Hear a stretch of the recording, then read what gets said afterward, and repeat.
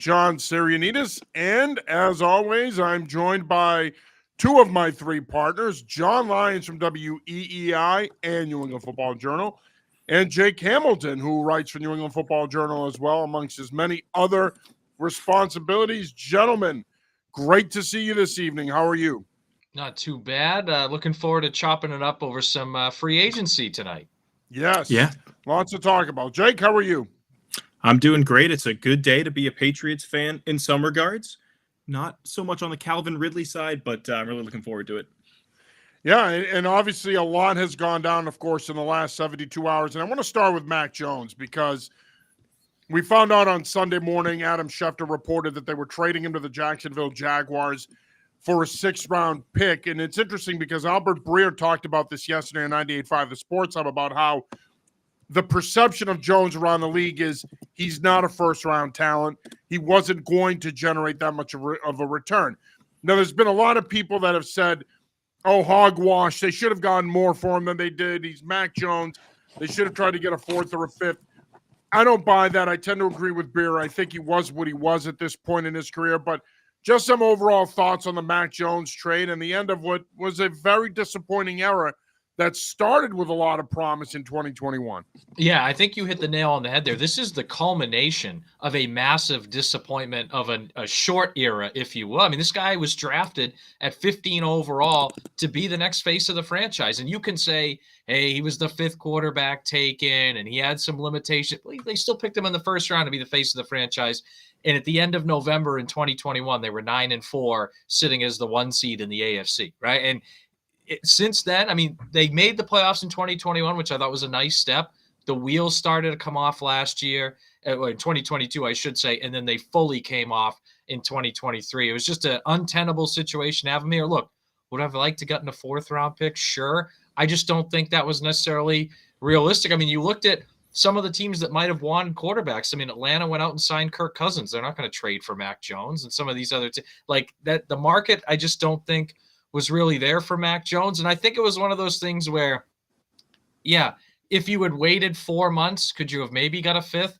I don't even necessarily know, because then after the draft, guys are signing as undrafted free agents. There's rookie quarterbacks. I think this was probably the best you were going to get. I was okay moving on from him. But, make no mistake, if the Mac Jones pick had worked out, the Patriots franchise would be in a completely different place right now. Bill Belichick would probably still be the head coach. They would have made the playoffs probably last year. And it's not all Mac's fault, but I mean, this is just the culmination, I think, of a massive disappointment in the quarterback position, really since Tom Brady left, but especially over the last couple of years. Yeah, the Mac Jones story is really just a cautionary tale, I feel like, for how you're supposed to build around young quarterbacks, how you're not supposed to build around young quarterbacks. And the Patriots, unfortunately, were that team that chose the not how to build around a young quarterback kind of path for them. So it's disappointing, to say the least, that he wasn't able to last through his rookie contract. I think that's an indictment of just the way that everything was built around him. I understand that the market really wasn't there for Mac. I don't really know what the market was, for a lot of young quarterbacks who maybe would have gotten traded. I mean, you look at someone like a Justin Fields. Is he going to get a third? Is he even going to get a fourth? I mean, it's going to be some kind of a package deal. I think for the Bears, you're a little handcuffed to him right now in terms of what you think the return on value is going to be in terms of like your investment in him. So it's an unfortunate situation. I'm glad that he gets a fresh start, obviously, in Jacksonville. But yeah, it wasn't surprising, but it was also, I feel like it was bound to happen that he was going to be out of Foxborough. Yeah, and I wrote about this on Sunday, and I think when you look to see who to blame here, I think ultimately the Patriots failed him. Okay, I think anybody that can evaluate quarterback talent would have told you the same thing about him in 2021. Limited physically, at best you're getting a top 15 guy, more than likely a top 20, 25 guy. Like any other quarterback, you got to put the requisite pieces around him, and even more so with him. And when you look at what he did at Alabama, the system fit him. He had the requisite pieces around him. He wasn't asked to do a lot. He made some big plays in the passing game. He managed the offense. They won a national title. And I think a lot of Patriot fans thought that that's what the Patriots were going to get. Unfortunately, we saw some of that his rookie year, where he threw for 3,800 yards and 22 touchdown passes. But from that point on, he was who we thought he would be. a guy that's limited physically with average to slightly above average arm strength, and a guy who is not good enough to elevate the play of his teammates. If the pieces weren't around him, the Patriots were not going to win. And look, I think when you look at this 2021 class as a whole, it's setting up to go down as one of the worst quarterback classes of all time, which I don't think any of us How about the would most have thought. overrated? Definitely. Oh, without a doubt. And I don't think any of us would have thought this in 2021. Trevor Lawrence, who was being labeled a generational talent, he's not in the same neighborhood as a Peyton Manning or an Andrew Luck, right? And then you look at the rest of that class. Trey Lance, enough said. He's Dak Prescott's backup in Dallas. Jake, you bring up Justin Fields. They can't seemingly get anything for him. Zach Wilson, the Jets can't seem to unload him. The Patriots get a 6th-round pick for Mac Jones. I mean, it is a disastrous class, and I don't think any of us would have thought that this class would have been that bad, especially when you think about that 2020 class, which was non-existent. I mean, you had Kenny Pickett and you had Willis. That was about it. You didn't have much in that class. And so to me, I think when you look at where these guys are now, I think it speaks to the fact that, look, you know what? It is a cautionary tale. If it isn't the right organization for a guy, if you don't set it up well for a guy, they're going to fail. And at the end of the day, does some of this fall on Mac Jones? 100%. He was immature. He wasn't tough enough. He couldn't handle playing here. He couldn't handle playing under these circumstances. But there's no way on earth, I don't care how ardent a defender of Bill Belichick you are, I don't care what you say, you cannot convince me that this organization set this kid up to succeed. They did not. After Josh McDaniels left to take the Las Vegas Raiders job, who do you hire to coach him and develop him? Matt Patricia. Matt effing Patricia. And Joe Judge, who had just gotten fired by the Giants. That's who you tasked with developing this young man and helping him get to the next level. He was destined to fail. And look, we can put some of the blame on Bill O'Brien, but O'Brien wasn't going to clean up that mess. He just wasn't. He's a good coach, a good offensive coach, but there was no way on earth he was going to fix Mac Jones. Mac Jones was broken beyond repair when he coached him last year. Yeah, and it's something like when I look at this whole situation, like I put, to me, it's like 60-40, maybe even 70-30 Patriots to Mac playing, because I think like the Patriots, you mentioned it, his rookie year, they set him up pretty well to succeed. He had a pretty good roster around him, good coaching staff, one of the best offensive coordinators in the league, and Josh McDaniels. And I know people around here for some reason hate Josh McDaniels. Dude's one of the best OCs in the league. Point is, they were good, and he threw for 3,800 yards, 22 touchdowns, 13 interceptions. He was – now, look, I know he was like a fake Pro Bowler because he was the 7th guy asked, but he was really good for a rookie. He did drop the gritty, though, when he scored that meaningless touchdown. Yeah. Well, I call it – didn't even count. Right. Well, you know, you call it the gritty. I call it the Sarianides, so we all have our own names. It's the Serenity. Yeah. But that's really going to be our lasting memory of him. Yeah, doing a pointless gritty on a touchdown that didn't count, looking like a jackass. Yeah, and the way I look at it too is like, so after that, they set him up to fail, but he also, independent of that, did not play well. Like, I think Matt Patricia did a poor job installing the scheme. He was poorly coached by Joe Judge and Matt Patricia, but they weren't in the headset saying, hey, let's throw 3 second-half interceptions against Baltimore in week 3. One of those, I think, was on coaching because there was a miscommunication in the end zone between Mac and the receiver. Other two, kind of on Mac. That happened consistently. Like, you look at this year, was Mac let down in the Washington game by his receivers? You bet. Was he let down by Devontae Parker in Vegas? You bet. Was he let down by his offensive line early in the year? You bet.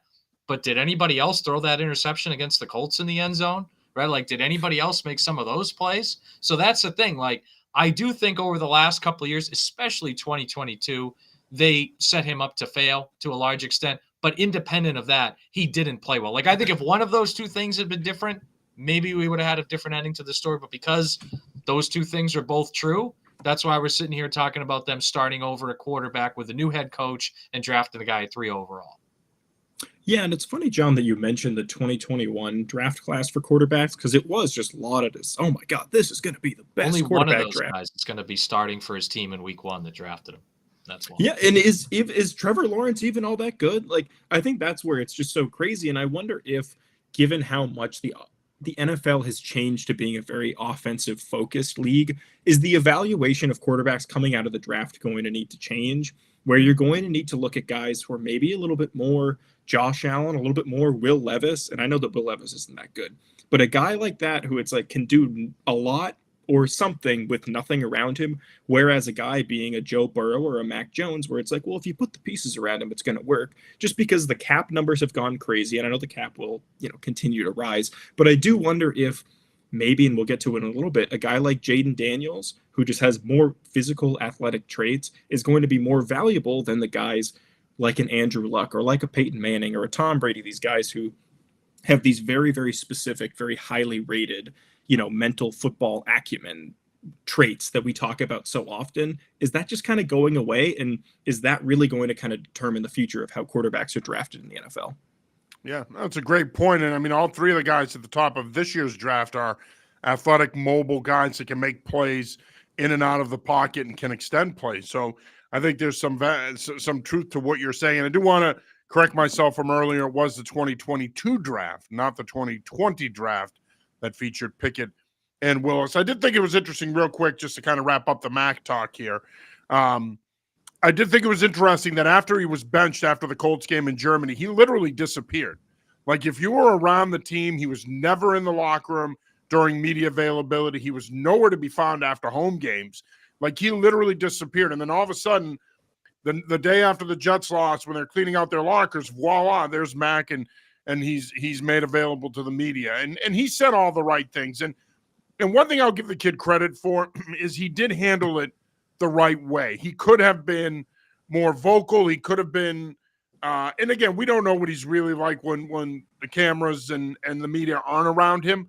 But I thought he handled it relatively well, all things considered. But he was destined to fail here. It was never going to work.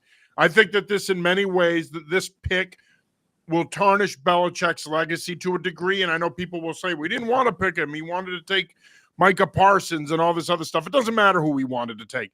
The bottom line is they took him, they effed him up, they didn't develop him, and now you hope that they're going to get another opportunity to do this again. You hope that they take the right guy and they develop him. With all that said, let's pivot here and talk some free agency. Before we do that, you are watching Patriots Pulse.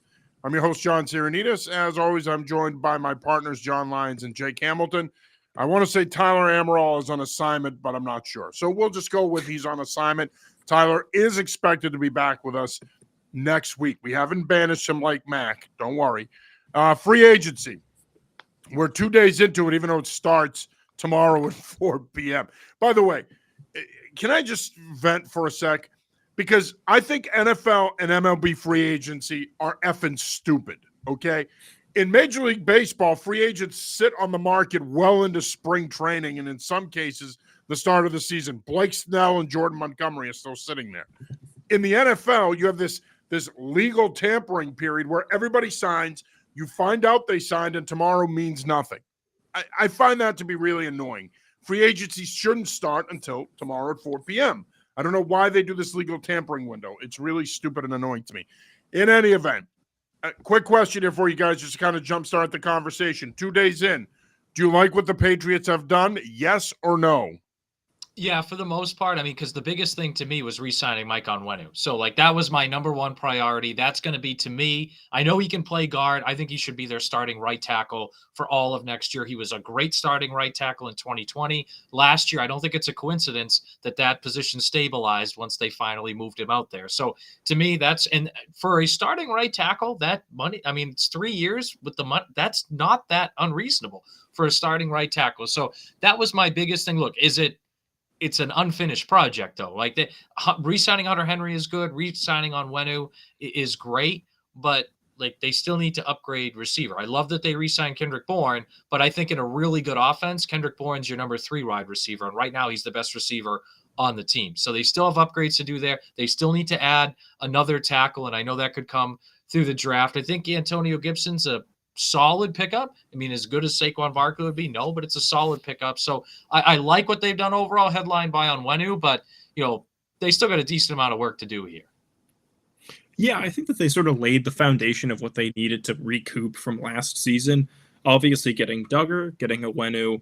I think bringing back, obviously, someone like a Josh Uche, who that is like a very low risk deal. I'm glad they brought him back just to see if he can replicate some of maybe what he was able to do in 2022. I like Kendrick Bourne coming back, and I do like the Antonio Gibson signing just because it feels like a real investment at the position. I thought Zeke Elliott overperformed relative to his expected output last season, but having a guy who's young, hasn't even hit 27 yet, he'll probably be a pretty good staple, and the money wasn't too bad there. So I like what they've been doing, but again, this is sort of just laying the foundation where I think they need to build upon it in both the draft and maybe through a trade, considering how the Calvin Ridley situation is sort of shaping up. So I'm fine with how they've gone about it so far. And I do think that some of the guys like a Daniele Hunter, that didn't seem like that was going to be feasible money for a guy at his age. So I'm cool with what they've done so far, but if this is where it ends, then I think there's going to be some real problems for the team next year. Yeah, I don't like what they've done so far. I'm gonna go on record as saying that. On one who I agree was a priority, they needed to sign him. I get why you signed Hunter Henry. He was one of the two best tight ends on the market. You know who he is. He's played here for the last 3 years. I'm good with that. Kendrick Bourne, I guess the contract's okay. It has a max value of about $33 million, but we'll see. I mean, he's got to prove that he can come back from this torn ACL and be the player that he was 2 years ago. If he doesn't prove that, it was a waste of contract and money. I mean, you add Antonio Gibson. I guess he gives you that third down back element that they've been missing the last couple of years. He's averaged 40-plus catches a season in his short career in the NFL. Sione Takitaki replaces Mac Wilson, who's off to Arizona. Nice signing, tough, started the last few years, can play both in terms of defense and special teams, could potentially replace Chris Bourne, who they released yesterday. But to me, guys, I think, look, you're the same team you were last year in essence. You were 4-13 last year, and you're subbing out Zeke Elliott for Antonio Gibson, Mac Wilson for Sione Takitaki. For me, they've done nothing outside of Onwenu. They've done nothing that excites me. They've kept their guys, and that's great. But these guys were part of a 4-13 team. They needed to make a splash signing within the first day or two. They still might do that. Okay, if you go back to 2021 and Belichick's shopping spree, some of the big signings in that group they made in day 2 and 3 of free agency. But for me, Elliott Wolf and this front office needed a strong start to this free agency period. They haven't gotten it. They need to be better. They were going to quote, they quote, had cash to burn, according to Mayo. They're not burning much of it. Look, I don't know if they're saving some of this money because they might want to extend a Christian Barmore. Who knows? I guess we'll see as we go along here in the offseason. But for me, they haven't done enough. They need to be more active. They need to strike while the iron's hot. They're rumored to be in on Calvin Ridley. Look, if that's an apples-to-apples thing, Ridley's going back to Jacksonville. He has a chance to play with a better quarterback, no state income tax, better weather. Who would have thought, by the way, 10 years ago that a player would be picking the Jaguars over the Patriots in free agency? It's unthinkable, but that's where we're at now. But I think that they need that splash signing. Josh Uche, bringing him back, I'm a bit surprised. I didn't think he was going to come back. Nice signing on a one-year deal. But again, all you've done is re-signed your guys. These guys are good players, but you went 4-13 last year. You need to do a hell of a lot more than this. Yeah, and they're in a little bit of a weird spot and like I said, I overall I'm fine with what they did. I like the Onwenu signing, but I think most of the good free agents are defensive players, right? Like whether it was Chris Jones who re-signed right before free agency, L'Jarius Sneed I know is tagged and could be available, but Christian Wilkins as well. I mean, Leonard Williams, like a lot of these good free agents are defensive players, and the Patriots, frankly, it's not really what they're looking to sign. I mean, there may be some ancillary pieces here on the margins defensively, but they're not looking to sign, and I wish they had gone after Christian Wilkins, but they're really not looking to sign a premier defensive tackle or a premier corner type guy because they don't need those guys. So offensively, like Mike Onwenu is one of the best free agents on the market. So they bring him back, which is good. And then you look at what they need. I mean, Calvin Ridley is really the only difference maker out there on the market as receiver, unless you want to trade for a Higgins or an Ayuk, which I'd be all for. But Ridley's the only real difference maker there. Tyron Smith is, I think, a difference maker at left tackle, so that's another piece there. But there aren't a ton of difference makers on offense available, and I think that's, again, maybe why they haven't either been as aggressive, or we haven't even seen a lot of teams be aggressive offensively outside of the Eagles, I think, going after Saquon Barkley. So it just feels like the market hasn't set up as well for them either. Yeah, and I also would just say that, like, I get what you're saying, John, about how they're adding guys from a 4-13 team, but if they let these guys go, this is an 0-17 team probably. If you let Henry go, you let Owenu go, you let Duggar go, you're then you're subtracting from a team that's already not that good. And so I think they made the smart move sort of defensively, bringing some of their guys back.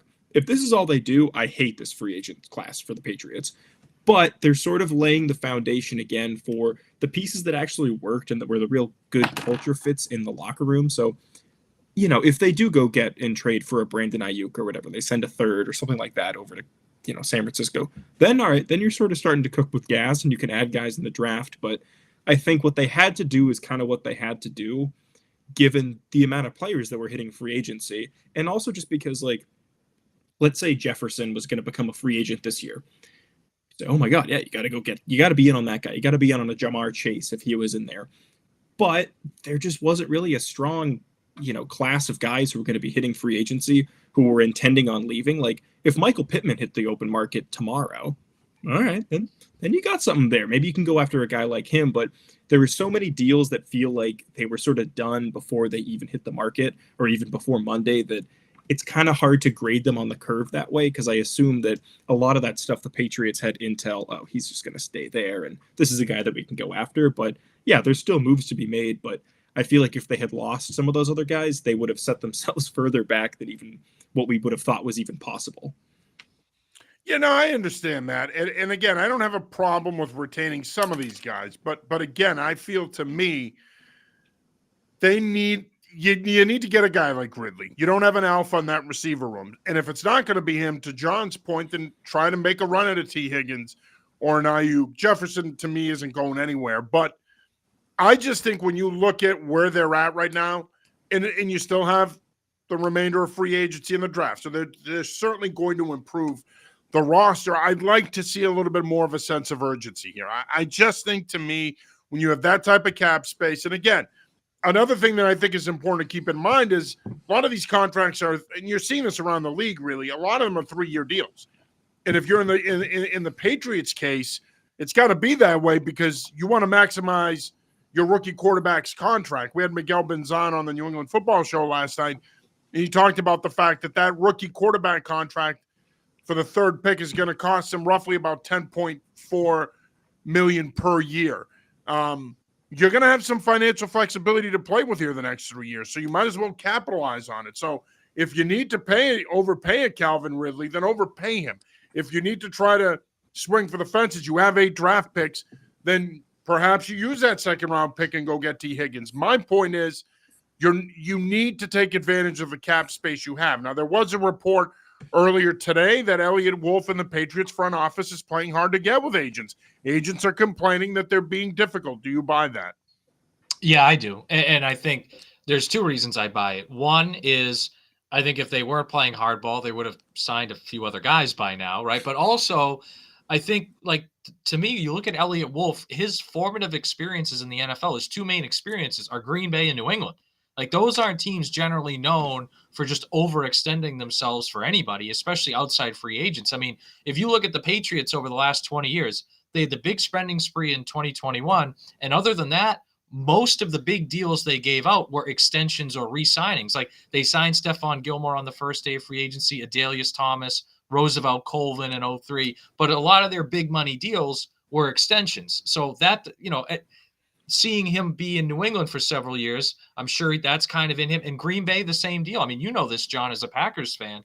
They're not one to dip their toes into free agency and throw big money around all the time. So I think that's just kind of Elliott Wolf's philosophy from where he's been. And by the way, was wildly successful for both of those organizations for a long time. So I think it's something he views as, hey, this is successful. This will help us. But of course, and I know we've talked about this, I feel like 1,000 times, the cornerstone of that is you have to draft well, because if you draft well, then you're spending that money to re-sign guys instead of you're in the position the Patriots in where they re-sign Onwenu, re-sign Uche, and maybe they will re-sign Duggar, but then everybody else is guys they're bringing in from the outside, or in the case of Henry and Bourne, guys they're re-signing, but still originally they brought in from the outside.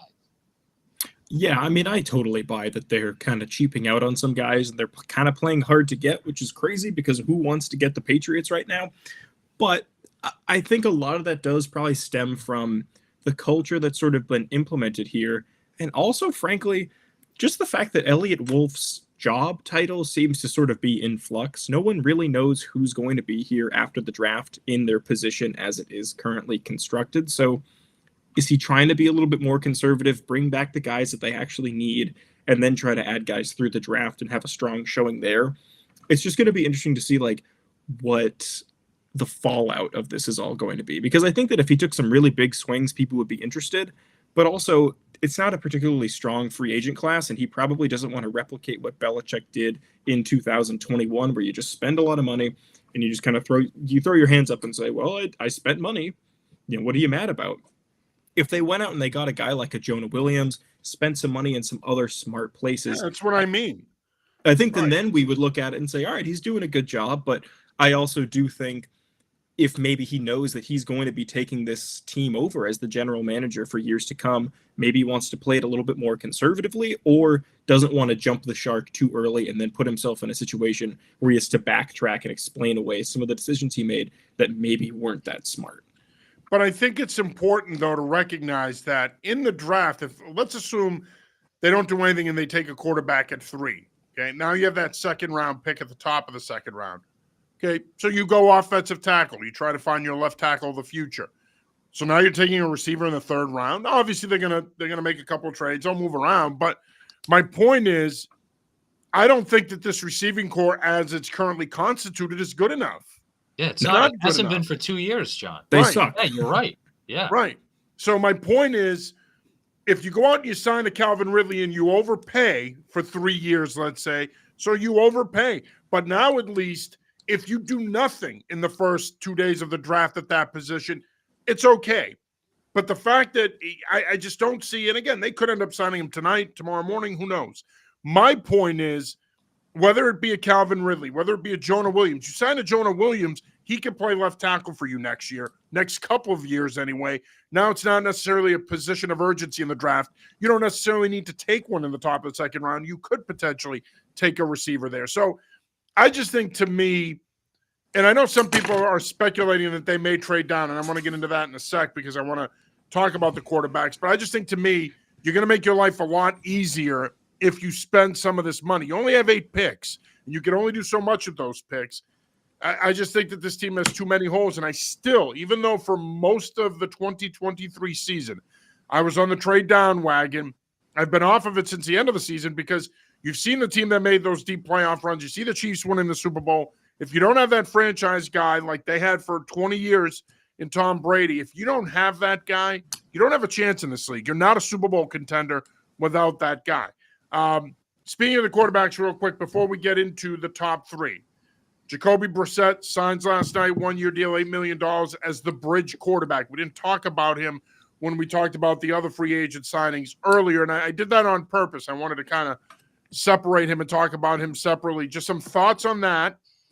And do you like it, or would you have rather they signed one of the other veterans that were out there? And do you see any possibility that this is their quarterback situation next year and they go in another direction in the draft? Yeah, look, I think the signing of Brissett tells me they're going to take a quarterback at 3 overall. However, the signing of Brissett also tells me that guy might not necessarily play right away, because I think Brissett's a guy, and let's be honest, anybody they would have signed would have been a big upgrade over what we saw at quarterback for the Patriots last year. And if you think about all the one-possession games the Patriots lost because they had bad receiver play, awful quarterback play, or O-line miscues, like just bringing in an upgraded quarterback, that's going to give them a couple wins over what they had last year, just given how bad they were last year. So I think Jacoby's good enough that you can be at least a respectable offense with him at the helm. You're not going to be great. You're not probably even going to be, but you could be the 16th or 17th best offense in the league instead of last. Like, that is a big difference. And because of that, you can choose, hey, if the rookie is the best guy on the field in August, okay, you can play him week 1. But if you have any inkling that he needs time, whether it's half a season or a full season, whatever, then you can sit him and at least know that Jacoby Brissett will keep you competitive and help you win games. So I think that's why, to me, like, if they had signed Baker Mayfield or Kirk Cousins, that wouldn't have been a bridge, right? That would have been a permanent roadway to the next franchise QB. Those guys are your starters. Any of the other QBs available were bridge guys. And I think of that group, given that Brissett played here and that he's familiar with Alex Van Pelt's offense and just his general demeanor in the locker room, I think he's the best fit. And it's a signal to me they're going to take a QB at 3rd overall because of it. Yeah, I wonder, depending on how the rest of free agency shakes out, like, let's say they're just not able to land another receiver. All they're really able to scrape by with is like another random player, and the roster at the free agent or at the wide receiver position looks like Jalen Reagor, Pop Douglas, and Kendrick Bourne. If that's what you've got, and you've got Jacoby Brissett, and maybe you're not in love with all the quarterbacks, then maybe you trade back. And I know we're going to talk about trading back a little bit, but like, maybe you trade back with the Titans, you pick up their second, get the 7th pick, and you take a Malik Neighbors or a Rome Odunze, or you take a tackle. I just wonder if they look at, because we talk about bridge quarterbacks, is he going to be a full year bridge or is he going to be a half year bridge? And I wonder if they don't really do anything. I like how we're making up terms now. Full year bridge, half year bridge, alter bridge. What are we doing here? What kind of bridge? Yeah, but I do wonder if that's kind Hopefully of it's better maintained than some of the bridges over the Charles River. I don't know. Like, I'm telling you, like, that's the thing with this whole thing. Like, I think, look, obviously we want the Patriots to be a playoff team and be really good. I think they have a playoff level defense. Their offense and their special teams is the opposite of a playoff level unit, both of them. But I think if you bring in a guy like Brissett, and you bring in, like, if they sign Jonah Williams and Tyron Smith, and that's your left tackle, and you add another receiver, and all of a sudden, now you have a unit that, yeah, you're not going to go to the AFC Championship game, but you're building something. You can at least fight for a playoff spot, maybe sneak in. Then maybe next year you build on it. Because, I mean, if we look at, they literally had the worst offense in the league in 2022 in the red zone, one of the worst in 3rd downs, and most of their numbers, and just watching them, it was worse in 2023. So just having these guys helps. But the key to all of this is they got to get that quarterback at 3 right. Because if Jacoby Brissett's your long-term starter, you're not going to be a good team. But if he's the guy for half a year or a year, then you might actually be onto something and building forward. I agree. But again, I think, look, and I guess we could use this as a segue into the top 3 quarterback conversation. Again, we're going to be talking about the quarterbacks every week on the show leading up to the draft. But, you know, again, when you look at where things are at right now, I just don't see a scenario. I know there's some people out there that are speculating that there are people within the building that are really high on J.J. McCarthy. And J.J. McCarthy's a polarizing prospect. You've got a lot of people out there who like him, and then you've got a lot of people out there who are spewing a lot of vitriol in regards to J.J. McCarthy. You would have thought the kid, I don't know, kicked their grandmother or something, like the way they're acting about it. Look, I'm an Ohio State fan. I don't even like Michigan, and I'm defending the kid because I'm focusing on the player. I don't give a rat's ass where he played or what he did within that offense. All that being said, I still think that the quickest path, if you will, to rebuilding this franchise is to capitalize on having the 3rd pick. And again, I think 4 months ago, it would have been to trade down and add picks and rebuild this roster. But again, I think having a franchise quarterback is so important. And we know that. We know it's the most important position in sports. But if you don't think that one of these 3 guys can be that guy, then fine, trade down. But here's the other thing to keep in mind that I don't think we're talking about enough. We don't know if Elliott Wolf a year from now is going to be the decision maker. He could be gone. And so the future of the franchise rests in his hands. And it rests in the hands of this collaborative front office. And while on the one hand, I like that it's collaborative and they'll be taking all these different opinions and scouts' opinions will matter, I don't like the fact that he might not be here in a year. So he's the one that's going to make this pick. That aside, this is the conundrum they're in, because on the one hand, you need to take that franchise quarterback. When I look at this class, I see a lot of that 2004 class, not so much in terms of the talent, but I remember covering that draft in 04, and I was working at 1510 The Zone at the time, and I remember that class, and I loved Ben Roethlisberger. I had him as my number one. I had Manning at 2, Rivers at 3. I think this class, I'm not going to sit here and tell you they'll be that, but what I will tell you is I think this class is very similar in terms of the way that people look at him. Now, there was no J.J. McCarthy in that class. J.P. Losman was the next guy in that class. But my point is, I think when you look at this class, I think that those 3 guys are good enough at the top that I don't think you wait to take a quarterback. I think you take any of them that fall to you at 3, you take them and you take that shot. Because if you don't want to keep picking in the top 5, you need to get a quarterback. Otherwise, you're going to be sitting in the top 5 a lot in the coming years. I think that's why it's important to me that they spend some money here in the next couple of days, whether it be bringing in another tackle that could at least be a stopgap starter for them, or a Calvin Ridley. They need to do a little bit more, because you're not going to fix this team in one draft, but you could really go a long way in setting yourself up for future success if you hit on this quarterback pick at 3. Yeah, look, to me, the biggest question for the Patriots the rest of this offseason, and the biggest question of the entire first round of the NFL draft, and maybe the draft as a whole, what do the Patriots think of Jaden Daniels? And the reason I say that, if they like him, take him at 3, and he's your franchise guy. But if they don't like him, then that means you either got to hope Drake May is there at 3, you trade up to 2 to make sure you get Drake May, or then you open business and you trade down. So really, that evaluation on Jaden Daniels is key, because I agree with you, John. If they like a quarterback at 3, I think you take the quarterback at 3. I mean, look at the last 15 Super Bowl champions.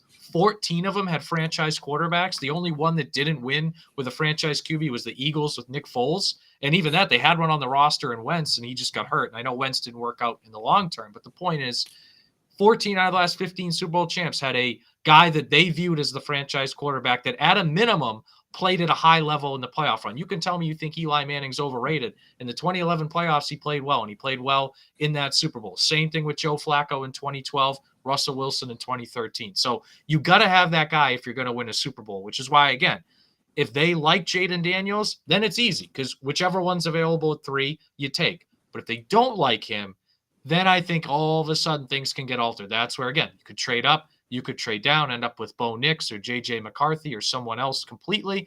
But that, to me, is the key question of the offseason, because I agree. If they like one of those guys at 3, I think you got to take him at 3. And if it takes a year to develop him, fine. But you got to have that guy in your roster if you're going to eventually win a Super Bowl. Yeah, and I think it also comes down to what the long-term plan is. Obviously, until one of these guys, puts on their helmet, gets the shoulder pads on, and starts actually playing, you don't quite know exactly where they're at within your team. But the question I would just have if I was in that front office is, like, who the most of those players that are available to you is the most like Andrew Luck? Someone who can go into a bad situation and just keep a level head, put their head down, and work really hard. And I think that that's the thing that kind of didn't work out with Mac Jones. And so let's say you trade back and you don't like any of those 3 guys, you don't think they're the ones, and you can add more picks. Do you think that J.J. McCarthy has that kind of Andrew Luck? I'm going to work hard. I'm not going to let the distractions get ahead of me. The situation I'm in is pretty crap. I just wonder, after Mac Jones and seeing how poorly things flamed out with him and his temperament and his ability to handle adversity, I think that's kind of the X factor, because all the guys that are going to go in the top 5, whether it's, Caleb Williams, Drake May, or not J.J. McCarthy, I hope he doesn't go in the top 5, or Jaden Daniels, of all of those guys. Wouldn't surprise me if he did. I don't know. But so guys, I say this to you all the time. Beauty's in the eye of the beholder when it comes to the draft. Yeah. But the talent for those 3 guys who are going to get picked first, the talent is there.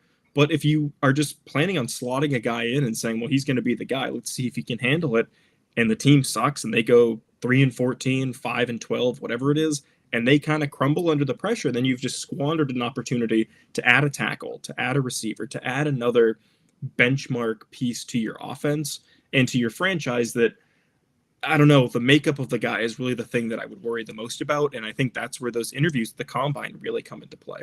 Can I follow up on that? Because Yeah. I think that's a great point, Jake. And because look, if you look at the great quarterbacks in the NFL right now, I think every single one of them, either in college or in their rookie year, went through some significant adversity. And part of the reason I think they're great is they overcame it. Like Joe Burrow had to transfer schools. Josh Allen had serious questions coming out of the draft and was bad as a rookie. Mahomes had serious questions. Will that Texas Tech stuff transfer over to the NFL? I mean, these guys had Lamar Jackson fell all the way to pick 32. There was questions. Hey, can this skinny guy from Louisville be a legit NFL QB? They all had to overcome it. And that was a criticism of Mac Jones. The first time he dealt with adversity was 2022, basically in his whole football career, and he didn't handle it well. Whereas all these great quarterbacks had already dealt with it. And that's why, like, to your point about the makeup, like Bo Nix had to transfer schools and dealt with adversity. Jaden Daniels transferred schools, had to deal with it. Drake May has persistent questions about, can a guy from North Carolina actually be good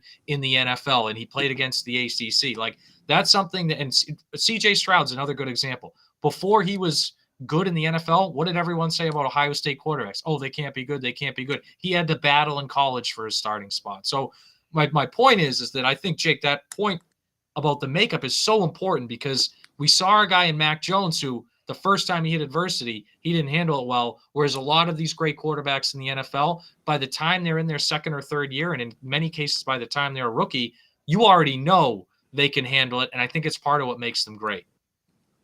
Yeah, and I think that that's a big part of it, right? I mean, you're not just evaluating these guys on their ability to throw the football or their athleticism. You're evaluating the total package, and character matters, and being able to overcome adversity matters, and what their teammates and coaches say about them matters, because you're not gonna see their character and their makeup on film necessarily. There might be some plays where you see it. That's going to come in the interview process. That's going to come into play when you're talking to other people who know them, who have been around them. And so, the other thing that I think is important to keep in mind here is, as I mentioned earlier, beauty's in the eye of the beholder. We don't know their board. We don't know how they're stacking it. We don't know where they rate these guys. There was a report that came out last week that internally there are not a lot of people in the Patriots organization that like Drake May. So what does that mean? If Caleb Williams goes 1 to Chicago, Jaden Daniels goes 2 to the Commanders, what does that mean at 3? Are the Patriots now open for business if Drake May is sitting there? I would hope not. I think he has the most upside of any quarterback in this class. So, again, I think to me it'll be interesting, because we don't know how they view Bo Nix, J.J. McCarthy, although, as I said earlier, there's speculation around the league that there are people in the Patriots building that like McCarthy. Michael Penix is still in the first-round conversation. So I think there's a lot of question marks there. I mean, again, I think in theory, had Mac Jones worked out, you wouldn't be picking this high. But the thing is this. In theory, you should consider trading down and adding more picks to continue to rebuild a roster that needs it.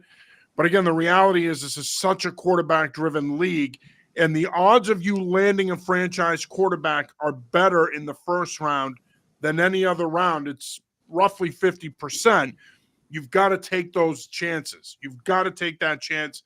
And again, I will say this. I think there's a clear gap. We're going to talk about these guys the next 5 weeks or so. But there's a clear gap, in my opinion, between those 3 and that next tier.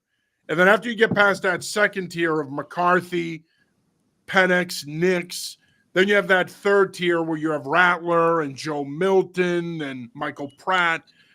Those guys could potentially have started potential down the road, but I think your chances really diminish when you start talking about those guys. And then you have a fourth tier that centers around Devin Leary and Keaton Slovis and those guys. So for me, I think there's a clear gap between the top 3 guys in this class, the next group, and everybody else.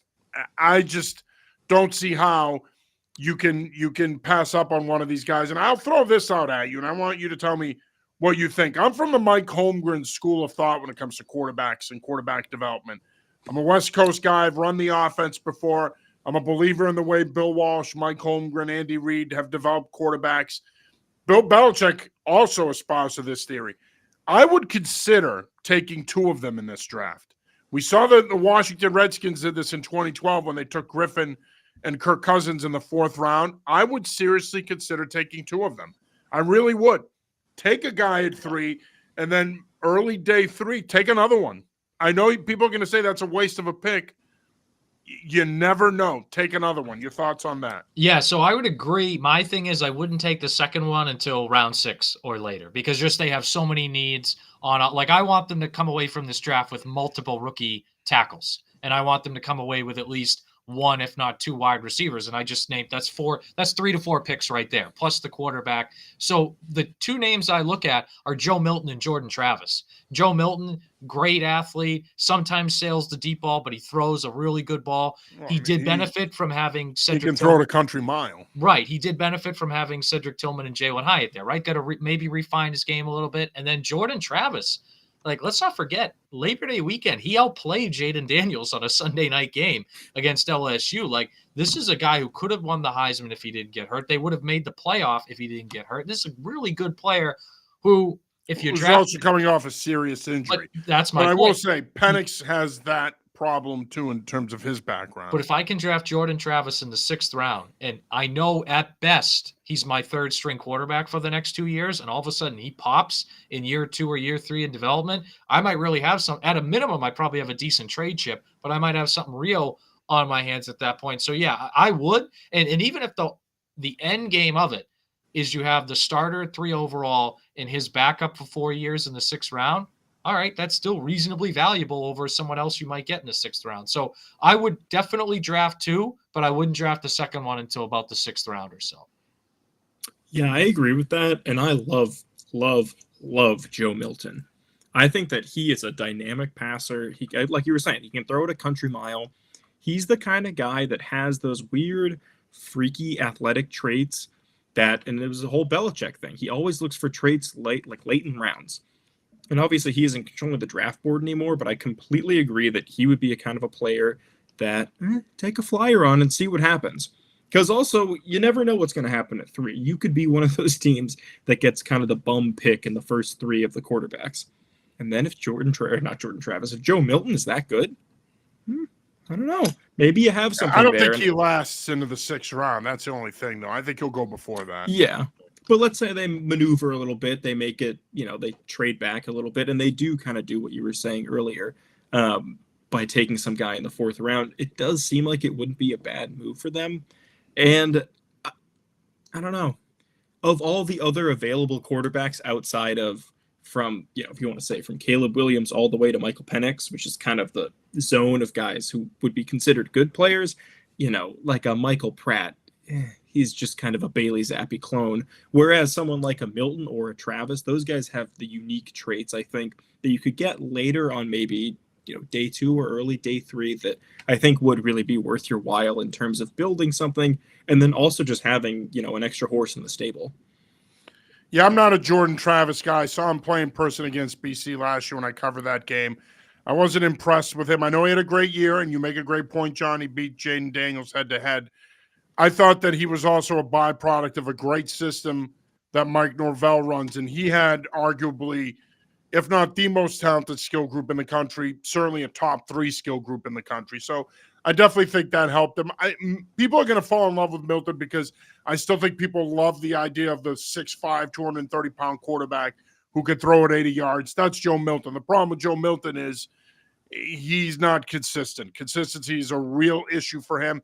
I thought last year he struggled a lot, and it reflected in their overall performance. John, you mentioned this, and I agree. When you look at him playing with Cedric Tillman and Jalen Wyatt versus him last year, night and day. He wasn't the same guy. And I think that was a consistency issue that Jim Harbaugh talked a lot about with him when he was at Michigan. But there are other guys. I really like Keaton Slovis. I think he's a guy that in today's football world, 6'2.5", 6'3", 220 pounds, has requisite size, throws a really nice deep ball. Now I'm turning into Mel Kiper. But my point is, my point is that's a guy that I think I like him over a Michael Pratt because that's a guy that to me has the physical tools. He's bounced around a bunch. He's played at 4 schools, I think. But the bottom line is that's a guy that could be a nice developmental piece. And the reason why I've always espoused this Mike Holmgren thought process is go back to the Packers of the 90s. They drafted, I mean, they traded for Brett Favre. They drafted Matt Hasselbeck. They drafted Mark Brunell. They drafted all these guys and developed them. Doug Peterson, you know what I mean? So I think that to me, it's smart business because you're either going to get a really good backup out of it, or it's a developmental guy who could potentially be a trade chip for you 2 or 3 years down the road. So we'll see. Obviously, again, we don't know how they're stacking their board. They probably have different opinions than we do. But either way, it's going to be a fascinating 6-week stretch here until we get to the NFL draft, which, of course, commences on Thursday night, April 25th. This year it'll be in Detroit. Gentlemen, final thoughts here before we wrap up this week's show. Yeah, I think by the time we do this show next week, I bet you the Patriots have made an addition to their receiver group, whether it's signing and a guy like Calvin Ridley or Hollywood Brown or a trade. I think by the time we do this show next week, we see an ad there. Hollywood Brown's another one that I would love to see them be in on. Yeah, absolutely. And I think also the Patriots, it's the first time that Elliott Wolf is in this position. It's the first time the Patriots have been in this position in a long time. That third pick is more valuable than just the best available player for you at 3. You can trade back. Let's say they trade back. They pick up another second. They flip their pick for T. Higgins. There's a lot of things that you can move around and see how you can maneuver along the draft board and along your roster. So I hope that they're open-minded in terms of what is capable of them with their pick. All right. Great stuff as always, gentlemen. I want to say thank you for taking the time. Hopefully Amaral is back next week. But as usual, it's the off season, so we'll have plenty to talk about next week. That'll do it for this week's episode of Patriots Pulse. For John Lyons and Jake Hamilton, I'm John Sarianides. Till next Tuesday, peace.